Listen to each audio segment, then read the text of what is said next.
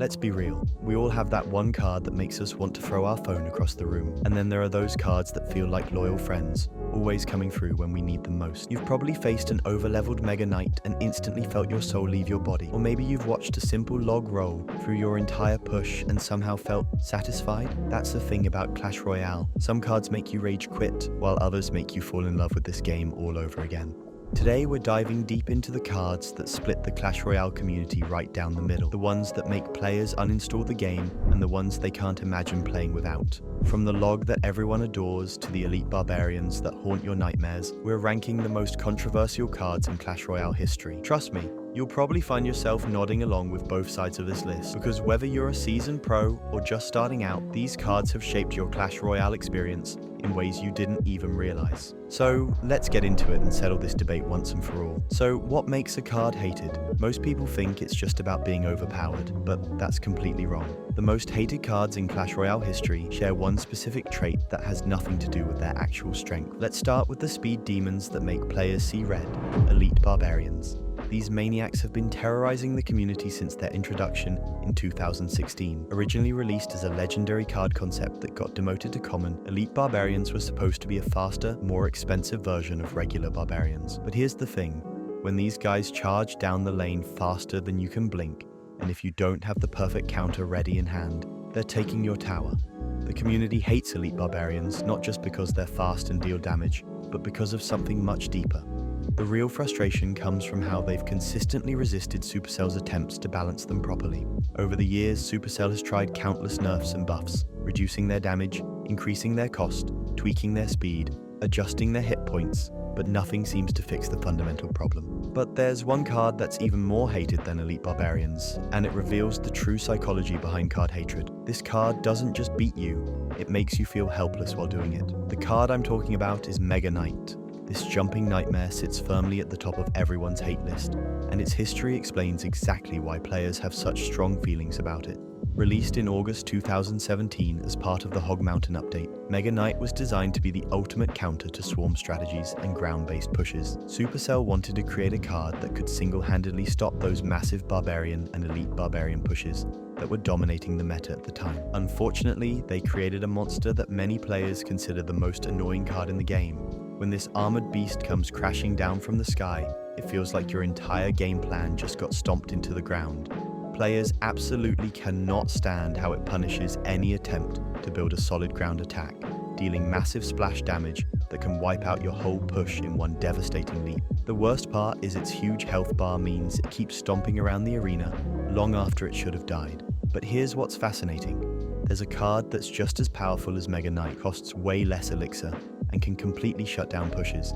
Yet this card is universally loved by the community. The difference reveals the secret psychology behind why we love certain cards. That beloved card is the log.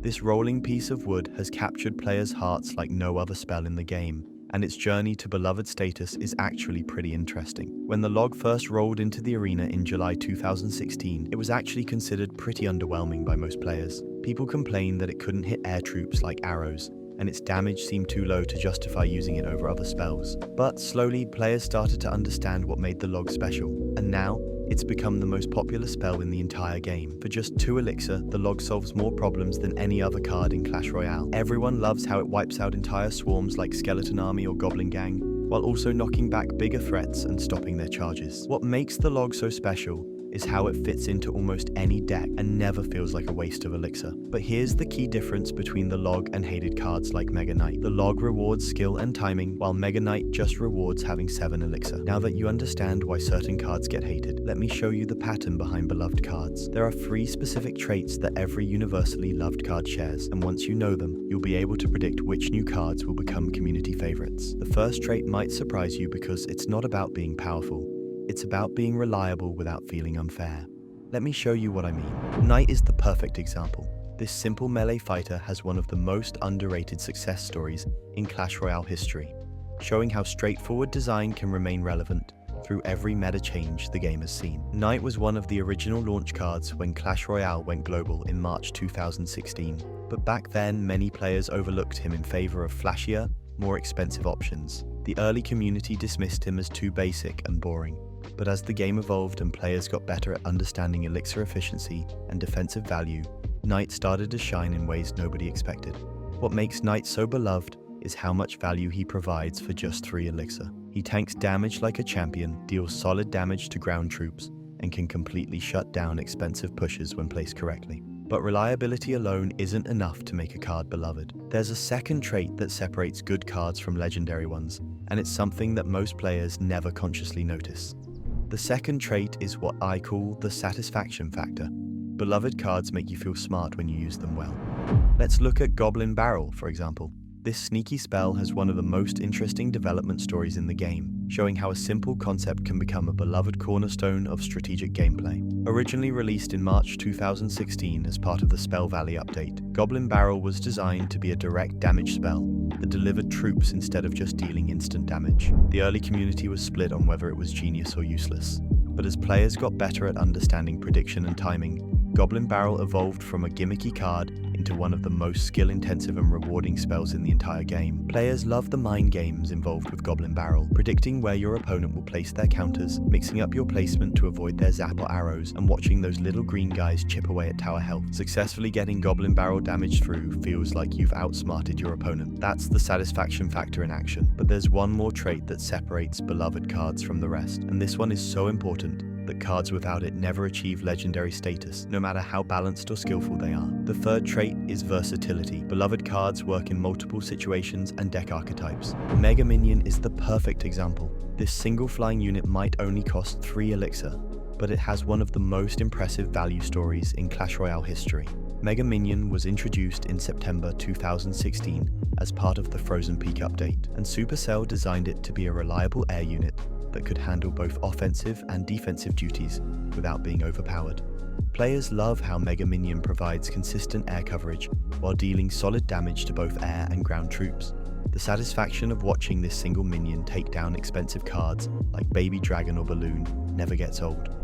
What makes Mega Minion special is that it fits into almost every deck archetype. Beatdown, Cycle, Control, Siege. It works in all of them. That's true versatility. Here's where things get interesting. In recent years, Supercell has been designing cards that break these beloved card principles, and it's creating a crisis in the community. There's one card in particular that represents everything wrong with modern Clash Royale design philosophy. This card was released with the intention of being unique and game-changing, but instead it became the most frustrating card in the game's history. Understanding why this card failed reveals a fundamental shift in how Supercell approaches card design. That card is Electro Giant. This walking Tesla coil has a relatively short but incredibly controversial history that explains why it generates such strong negative reactions from the community. Released in December 2020 as part of the Electro Valley update, Electro Giant was Supercell's attempt to create a completely unique tank card that would shake up the established meta and provide new strategic options. Unfortunately, what they created was something that many players consider the most frustrating and poorly designed card in the game's history. The card feels genuinely unfair because it punishes you for trying to defend against it. This creates a bizarre scenario where using more troops to stop it just makes your own troops die faster. It breaks the fundamental rule of beloved cards. It doesn't reward skill, it punishes interaction. But the Electro Giant problem goes deeper than just one bad card. It represents a shift in design philosophy that's affecting how players view new releases. And there's one specific reason why this shift is happening. The problem is that Supercell has fallen into what I call the uniqueness trap. They're so focused on making cards that are different and unique that they're forgetting what makes cards actually fun to play with and against. Look at Expo as another example. This siege weapon has one of the most controversial histories in Clash Royale, and understanding its development helps explain why it splits the community so dramatically. Expo was introduced in February 2016 as part of the Builder Workshop update, and Supercell designed it to be the ultimate siege card, a building that could attack the opponent's tower from your own side of the arena. The idea was to create a completely different playstyle that rewarded defensive mastery and patient gameplay. Unfortunately, what they created was something that showcases everything some players hate about slow, turtle-style gameplay. Expo sits behind enemy lines, slowly chipping away at your tower while hiding behind a wall of defensive cards that seems impossible to break through. Matches against Expo decks can drag on forever, turning what should be fast-paced battles into slow, boring slogs. So, what's the solution? How can Supercell get back to designing cards that the community actually loves. There's actually a simple framework they can follow, and it's based on the beloved cards we've already discussed. The solution is to go back to the 3 principles of beloved card design: reliability without oppression, satisfaction through skill expression, and versatility across multiple deck types. Take Musketeer as the perfect example of how this should work. This reliable range troop has one of the most underrated success stories in Clash Royale history, showing how balanced and thoughtful design can create a card that remains beloved and relevant through every meta shift. Originally released as one of the launch cards when Clash Royale went global in March 2016, Musketeer was designed to be the basic ranged damage dealer. Nothing fancy, nothing gimmicky, just solid, reliable firepower that could handle both air and ground threats. Players love her consistency and versatility. For 4 elixir, Musketeer provides solid damage output that can handle both air and ground threats while staying safely behind your tank cards. Supercell has barely had to touch Musketeer's stats over the years, which is incredible considering how much the game has changed since launch. That stability has helped her build a loyal following among players who appreciate consistent, reliable performance. The fact that a simple, straightforward card like Musketeer can remain relevant and beloved through years of balance, changes, new card releases, and meta shifts shows how well Supercell nailed her design from day one. Understanding the psychology behind loved and hated cards is just the first step to mastering Clash Royale deck building. That's exactly why I've put together a complete guide showing you how to build decks that feel satisfying to play and actually win games consistently.